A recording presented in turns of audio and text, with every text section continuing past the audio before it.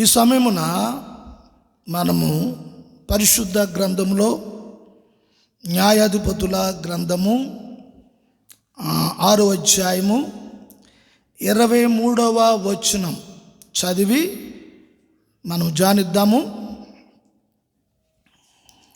యెహోవా నీకు సమాధానము, భయపడకుము, నీవు చావవని అతనితో సెలవిచ్చెను. దేవుని నామమునకు మహిమ కలుగును గాక.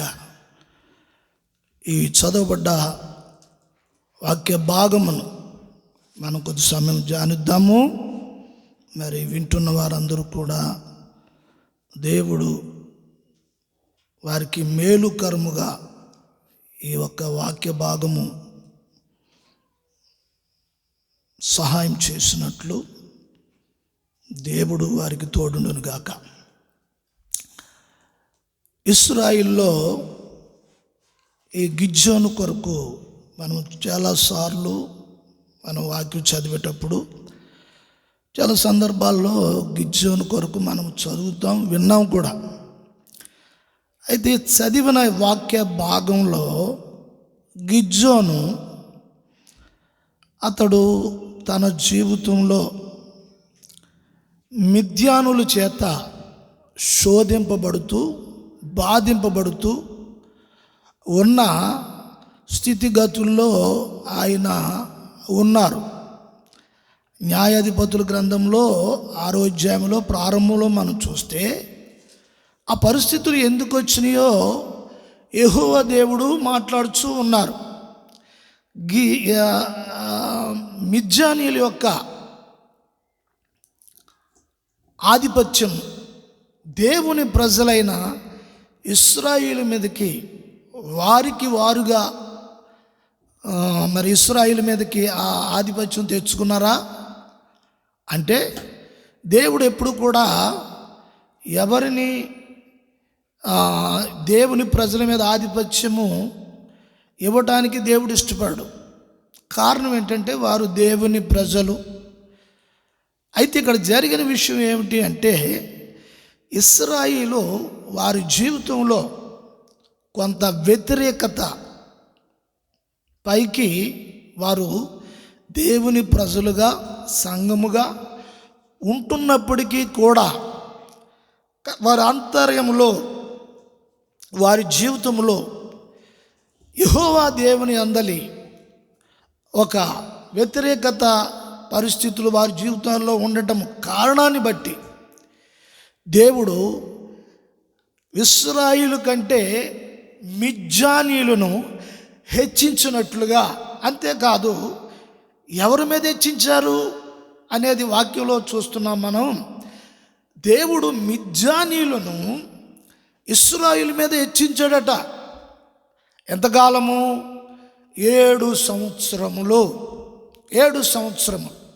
గమనించాలి, దేవుని ప్రజలు మరి అవిధేయులుగా ఉంటున్న సమయాల్లో దేవుడు మనకు లేక దేవుని ప్రజలకు వ్యతిరేకంగా ఉన్న ప్రజలను దేవుని ప్రజల ఎదుట హెచ్చించటం అనేది జరుగుతుంది. దేవుని నామమునకు మహిమ కలుగును గాక. అయితే ఈ మిద్యానీయుల గురించి చూస్తే, ఈ మిద్యానీయులు దేవునికి వ్యతిరేకమైన వారు. వీరి స్వభావం ఏంటంటే, వీరి స్వభావము లాభాన్ని అపేక్షించే స్వభావము. వీరి స్వభావము లాభాన్ని అపేక్షించే స్వభావము. లాభాన్ని అపేక్షించే స్వభావం. యోసేపును కూడా మరి యోసేపు అన్నగారులు యోసేపును అమ్మేసింది కూడా మిద్యానీయులకే అమ్మేశారు. వారు లాభానికి మరొకరికి యోసేపును అమ్మేశారు. వీరి యొక్క జీవిత విధానము పరిస్థితులు చూస్తున్నప్పుడు వీరు లాభ అపేక్షలు, లాభాన్ని ప్రేమించేవారు, లాభాన్ని ఇష్టపడేవారు. అంటే ఇతరులకు నష్టం కలిగిన వారు లాభానికి ఏమాత్రం కూడా ఇబ్బంది కలగడానికి ఇష్టపడేవారు కారు. గమనించాలి. ఇక్కడ 6వ అధ్యాయంలో 3వ వచనములో కూడా కొన్ని మాటలు మనము చూసినట్లయితే, ఇశ్రాయేలు యొక్క పంట, ఇశ్రాయేలు యొక్క పశువులు, ఇశ్రాయేలు యొక్క భూమి, వారు వేసిన పంటలు, ఈ మిద్యానీయులు సర్వనాశనం చేసేశారు. అక్కడ చదువుతాం మనము, జీవన సంబంధమైన ప్రతి దాన్ని కూడా వారు ఏం చేసేసారట, నాశనం చేసేసారు, పాడు చేసేసారు. గమనించాలి. సాతాను ప్రతి ఒక్క విశ్వాసి జీవితంలో ఈ జీవన సంబంధమైన పరిస్థితుల్లో కొన్ని పరిస్థితుల్లో, అవి ఉద్యోగాలు అవ్వచ్చు, అవి వ్యాపారం అవ్వచ్చు, లేకపోతే అది డ్యూటీ అవ్వచ్చు, చేతి పని అవ్వచ్చు, కొన్ని సందర్భాల్లో పనులు చేసినా కూడా అవి నోటికి రాని పరిస్థితులు అయిపోతూ ఉంటాయి, ఇంటికి రాని పరిస్థితులు అయిపోతూ ఉంటాయి, పిల్లలు నోటికి రాకుండా అయిపోతూ ఉంటాయి, కుటుంబం అనుభవించకుండా అయిపోతూ ఉంటాయి. ఇది దుష్టుడు చేయుచున్న కార్యం, సాతాను చేస్తున్న కార్యం. దేవునికి స్తోత్రం. ఎందుకు వానికి అధికారము ఉన్నది, ఎందుకు పాడైపోతుంది? జీవన సంబంధమైన, అంటే బ్రతుకుదేరువుగా ఉన్నది ఏదైతే ఉన్నదో అది అపవాది పాడు చేసేస్తున్నాడు. వారి జీవితంలో వారికి ఏ మేలు, ఏ దీవెన, ఏ క్షేమము లేకుండా వారి జీవితంలో వారు విత్తనాలు వేస్తున్నారు, వారు పంట అనుభవించే పరిస్థితి లేకుండా ఉన్నది. పశువులు ఉన్నాయి, వాటి లాభము వారు తినకుండా ఉన్నది. కారణం ఏంటంటే అదంతా కూడా వారు పాడు చేసేస్తున్నారు, గాజాకు వరకు దాన్ని నాశనం చేసేసారని లేఖనాల్లో మనము ఆ 3వ వచనం నుండి కొన్ని వచనాలు చదివితే అక్కడ చూస్తూ ఉన్నాం. ఇటువంటి పరిస్థితుల్లో గిద్యోను యొక్క పరిస్థితిని మనం చూస్తూ ఉన్నప్పుడు అతడు చాలా డేలైపోయాడు. ఏమైపోయాడు? అతడు చాలా బలహీనుడైపోయాడు. అతని పరిస్థితి గానుగు దగ్గర, మనం ఇంకా కొంచెం కింద చూస్తుంటే గానుగు దగ్గర గోధుమలు దూళ్ళ కొడుతూ ఉండటం, యెహోవా దూత అతన్ని కలుసుకోవటము, అతనితో మాట్లాడటము కూడా మనము చూస్తూ ఉంటాం. ఇక్కడ 23వ వచనంలో కూడా మనము చదివిన మాటను బాగా గమనించాలి. ఆ మాట చదువుతారా? యెహోవా నీకు సమాధానము, భయపడకుము, నీవు చావవని అతనితో సెలవిచ్చెను. చూడండి, బ్రతుకుదేరువుకి సంబంధించినవి, జీవన ఉపాధి సంబంధించినవి అన్నీ పాడైపోయినాయి, ఏమీ లేవు. అటువంటి పరిస్థితుల్లో ఇక సమాధానమే ఉంటుంది, సంతోషమే ఉంటుంది. చివరకు ప్రాణహాని కూడా అతనికి ఉన్నదని అతను గ్రహించి, ఇప్పుడు నన్ను చంపేస్తారు, ఇక చావుకు దగ్గరగా ఉన్నాను అని అతడు చాలా వేదనతో, భయభ్రాంతులతో అతడు ఆ స్థలంలో ఉన్నట్లుగా మనము చూస్తున్నాం. ఆ సమయంలో అతను ఆదరించడానికి కానీ, అతను బలపరచడానికి కానీ, అతనికి తోడుగా ఉండడానికి కానీ, అతనికి ఏదో కొంచెం ధైర్యం చెప్పడానికి కానీ ఎవ్వరూ లేరు. బిక్కుమంటూ ఉన్నాడు. అతని పరిస్థితి అంతా కూడా అయోమయమైన పరిస్థితిలో ఉంది. అటువంటి సమయంలో అతడికి యెహోవా దూత కనబడింది. యెహోవా దూత కనబడి చెప్తూ ఉన్నది, మొట్టమొదటిగా చెప్పుచున్న మాట, నీకు సమాధానము, నీకు సమాధానము. దేవునికి స్తోత్రం కలుగును గాక. మన ప్రభు అయిన యేసుక్రీస్తు సమాధానానికి అధిపతి. యెహోవా షాలోమ్ అని ఉంది. యెహోవా షాలోమ్ అని మనం చదువుతాం. షాలోమ్ అనగా సమాధానం. దేవుడే మనకు సమాధానం. దేవుడే నీకు సమాధానం. దేవుడే నీ కుటుంబానికి సమాధానం. దేవుడే నీ పిల్లలకి సమాధానం.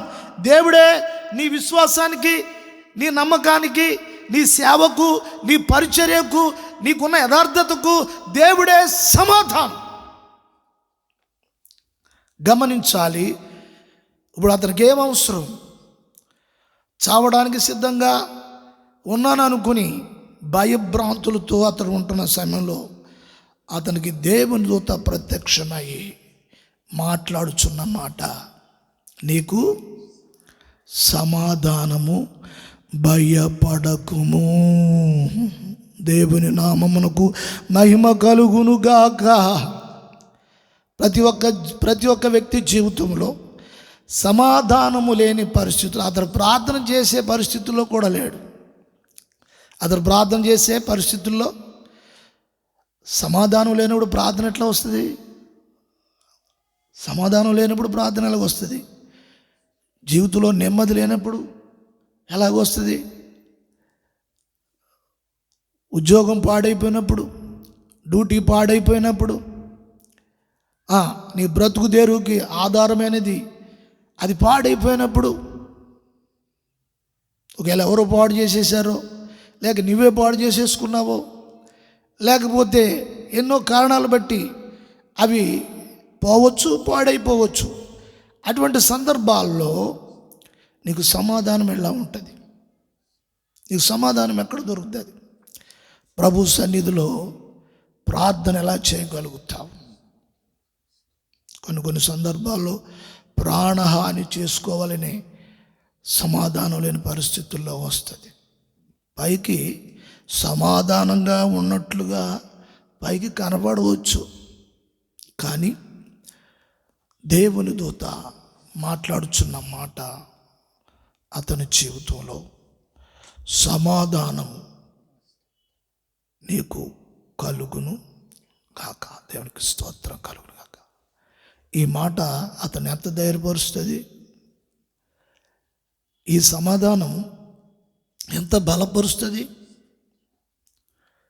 పోయినవన్నీ లేకపోయినా ఈ సమాధానము అతనికి ఎంత తోడుగా ఉంటుంది?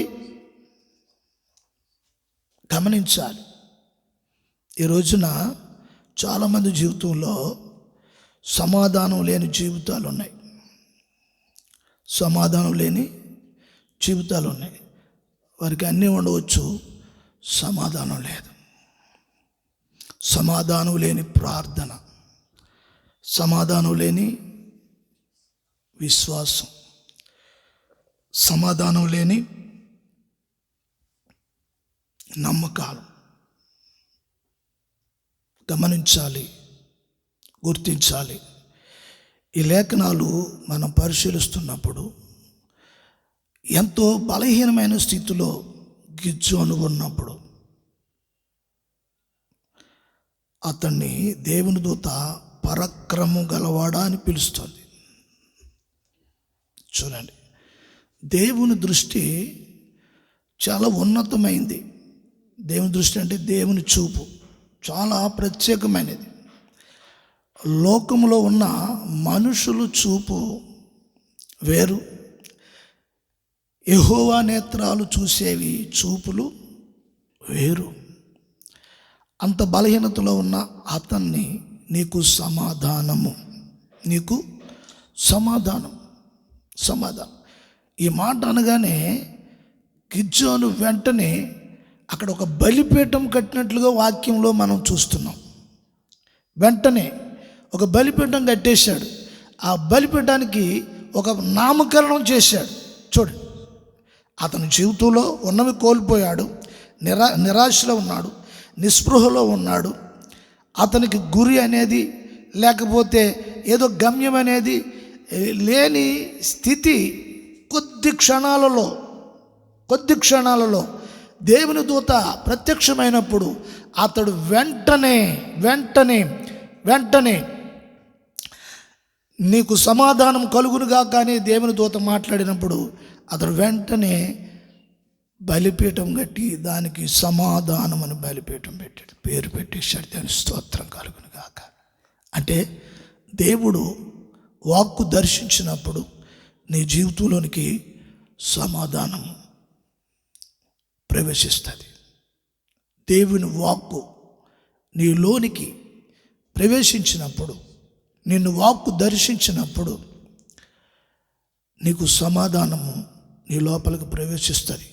అప్పుడు నీ చర్యల్లో మార్పులు వస్తాయి, నువ్వు చేసే పనిలో మార్పులు వస్తాయి, నీ విశ్వాసంలో మార్పులు వస్తాయి, నువ్వు చేసే పరిచర్యలో మార్పులు వస్తాయి, నీ ప్రార్థనలో మార్పులు వస్తాయి. దేవుని స్తోత్రం. ప్రార్థనా బలిపీఠం అనేది అక్కడ ప్రారంభించటము గిద్యోను. చూడండి, వెంటనే ఆత్మలో ఎంత ఉత్సాహము. నిరాశ ఏమైపోయింది? నిరాశ ఉద్యమంగా మారిపోయింది, ఉత్సాహంగా మారిపోయింది. దానికి కారణము దేవుడు అతన్ని దర్శించాడు, అతనికి సమాధానము దొరికింది. దేవునికి స్తోత్రం కలుగును గాక. ఇట్లాగే కొన్ని లేఖనాలు మనం చూసుకుంటున్న సమయంలో యేసు ప్రభు శిష్యువులు ఒక సందర్భంలో యేసు ప్రభుని గొల్గొతా కొండ మీద తీసుకెళ్ళి ఆయన సిలువేశారు. సిలువేసి ఆయన తండ్రికి తన ఆత్మను అప్పగించి ఆయన ప్రాణాలు విడిచిపెట్టిన తరువాత ఆయన్ని కిందకి దించి ఓ గృహలో పెట్టి సమాధి చేశారు. ఆయన చెప్పినట్లుగానే 3వ దినాన్న నేను లేగుస్తాను అని చాలా సందర్భాల్లో శిష్యులతో మాట్లాడిన సందర్భాలు వాక్యంలో ఉన్నవి. చాలా సందర్భాలు మనం విన్నాము, చూస్తాం కూడా. అయితే యేసు ప్రభువు ఆ శరీరమును తీసుకెళ్ళి సమాధి చేసిన తరువాత యేసు ప్రభు శిష్యులందరూ యేసు ప్రభువుని చంపినట్లే వారిని కూడా చంపేస్తారేమో అని ప్రాణ భయముతో వారందరూ ఒక గదిలోనికి వెళ్ళిపోయి గడపెట్టేసుకుని వారు కూడా భయభ్రాంతులతో యూదులకు భయపడిపోయి, యూదులు యేసు ప్రభు పేరు ఎత్తితే చాలు, నజరేయుడైన యేసు అని పేరెత్తితే చాలు చంపడానికి చూస్తున్న రోజులు అవి. అటువంటి సమయాల్లో యేసు ప్రభు శిష్యులు బిక్కు ప్రాణాలు గుప్పిట్లో పెట్టుకొని వారు ప్రాణ భయంతో, చావు భయంతో వారు భయపడతా ఉన్నారు. యేసు ప్రభు ఆయన ఏదైతే చెప్పారో ఆ చెప్పినట్లుగానే యేసు ప్రభు చేస్తారు.